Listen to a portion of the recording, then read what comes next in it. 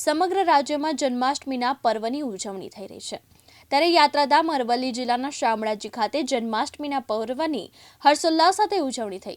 અરવલ્લી શામળાજી ખાતે જન્માષ્ટમીના પર્વની હર્ષોલ્લાસ સાથે ઉજવણી થઈ। તેમાં શામળાજીના વિવિધ વિસ્તારમાં 108 જેટલી મટકીઓ બાંધવામાં આવી છે। શામળાજીમાં કાળિયા ઠાકર આસ્થા રાખતા શ્રદ્ધાળુઓએ માનતા પૂરી થતા 1.25 કિલોનું ચાંદીનું છત્ર ભગવાન શામળિયાને ભેટ આપ્યું હતું। અમે લગભગ છેલ્લા 20-25 વર્ષથી શામળાજી દર્શન કરવા આવીએ છીએ અને આ વખત અમારી મનની ભાવના હતી કે અમે 1.25 કિલોનું છત્ર શ્રી શામળિયાજી ભગવાનને આપણે ધરાવીએ અને અમારી મનની મનોકામના બધી પૂરી કરે। અમે દહેગામ રખિયાલથી આવીએ છીએ। અમે 25 થી 30 જણા આવ્યા છીએ, આખો 2 ફેમિલી સાથે। જય શ્રી કૃષ્ણ।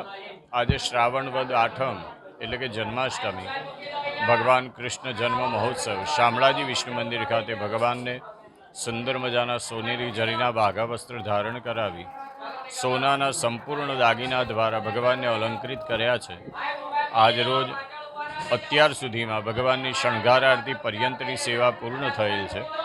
ત્યારબાદ 12:15 વાગે ભગવાનની રાજભોગ આરતી, 2:15 વાગે ઉત્થાપન, સાંજે 7 વાગે સંધ્યા આરતી અને ત્યારબાદ રાત્રે 12 વાગે ભગવાનનો કૃષ્ણ જન્મ મહોત્સવ, જેમાં ભગવાનના ચલિત સ્વરૂપ એવા શાલિગ્રામ ઉપર 1650 પૂજન દ્વારા વિવિધ દ્રવ્યોથી ભગવાનનો અભિષેક પૂજન કરી અને જન્મોત્સવની મહાઆરતી રાત્રે 12:30 વાગે, ત્યારબાદ ભગવાનનું મંદિર મંગલ આદિના બધા કાર્યક્રમો આજ રોજના છે। તે દરમિયાન શામળાજી વિષ્ણુ મંદિર ટ્રસ્ટ દ્વારા વિવિધ પ્રકારના કાર્યક્રમો રાખેલ છે।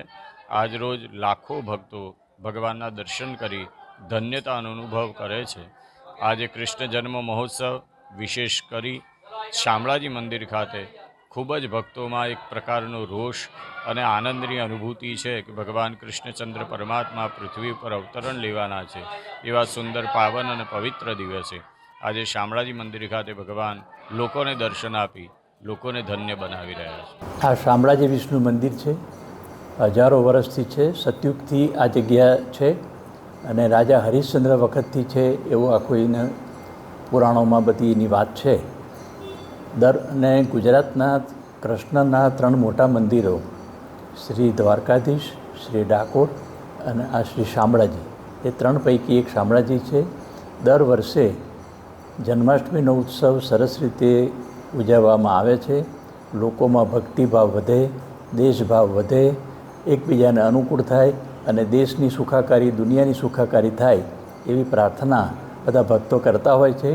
અને આ વખતે પણ સુંદર વ્યવસ્થા કરવામાં આવી છે મેનેજમેન્ટ તરફથી, ટ્રસ્ટીઓનો સ્ટાફ, સરકારના પોલીસ મિત્રો, રેવન્યુ ડિપાર્ટમેન્ટ, ગુજરાત સરકાર, પત્રકાર મિત્રો, પ્રિન્ટ ઇલેક્ટ્રોનિક મીડિયાના મિત્રો, બધાનો ખૂબ સહકાર છે। દર વર્ષ કરતાં આ વખતે વધારે વ્યવસ્થા એ લોકોએ કરી છે અને ઘરે ઘરે ભગવાન શ્રી કાળિયા ઠાકોર શ્રી શામળાજીના દર્શન બધાને થાય એવી ખૂબ સુંદર વ્યવસ્થા કરી છે। અને આપણને આશા છે કે ભગવાન શામળીઓ સર્વ ઉપર કૃપા કરશે અને દેશને પણ વિકટ પરિસ્થિતિઓ સામને કરવાની શક્તિ આપશે એવી આશા રાખું છું અને તમારા બધાનો આભાર માનું છું। જય શામળિયા। ઋતુલ પ્રજાપતિ, દિવ્યાંગ ન્યૂઝ, અરવલ્લી।